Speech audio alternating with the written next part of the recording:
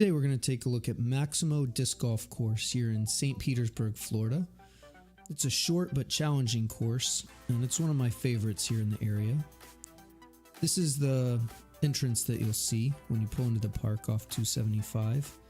This park is going to be just past Fort DeSoto exit, but before the Skyway if you're coming south. You'll take that left turn there. These are the baskets that you'll see around the course. Pretty standard baskets. This is your first parking area. That's usually where I like to stop.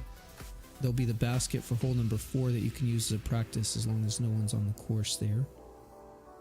You just walk down that road a little bit or drive if you didn't park there, and that'll take you to the first tee. That's what it'll look like when you get there. There is a sign and there's quite a bit of parking. This is the main area for the beach, the pavilions, and the playground. Here to the right, you'll see the first tee pad.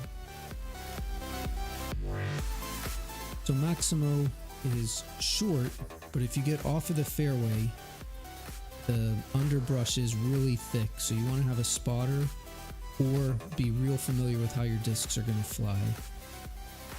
Hole number 2 you can see here is really important for that. The fairway is open for half of the distance, but then it goes straight over palmetto bushes to a small landing area. Hole number 3 here goes out over the road and then swings back to the right into the green area.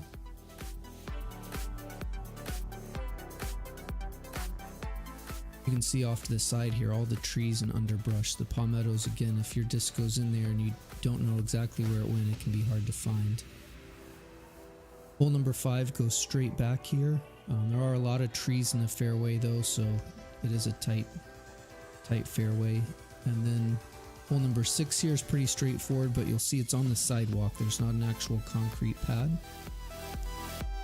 Hole number 7 goes down to the right, and this one also has a lot of underbrush like hole number 2, so you want to have a spotter again. Hole number 8 has a tight tunnel there, right where the arrows are, and to the right is really thick underbrush, so you don't want to saw it off short. Hole 9 is pretty straightforward. There's not a lot to worry about here. Hole 10 is just going to follow the tree line, and then it has a slight right finish. That brings us to 11. This is one of the most open holes and one of the longest ones. It does have kind of a low ceiling, but you can, bring out a big driver there. Hole 12 again has a lot of trees in the middle, and it also has water long, so you don't want to fly past the pin. Hole 13, you're going to have mangroves down the right hand side, and then also water if you go too far. 14 is going to take you over 2 roads to the green area there. 15 is a tight tunnel shot with underbrush again, and you can see the 2 mandos there right off the tee.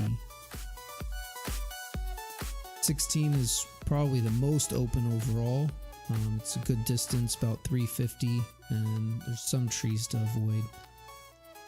17 is open if you stay in the fairway, but if you go left, it's almost a blind shot, and it's hard to find there too. And that brings us to 18, which is pretty straightforward. A lot of trees in the way.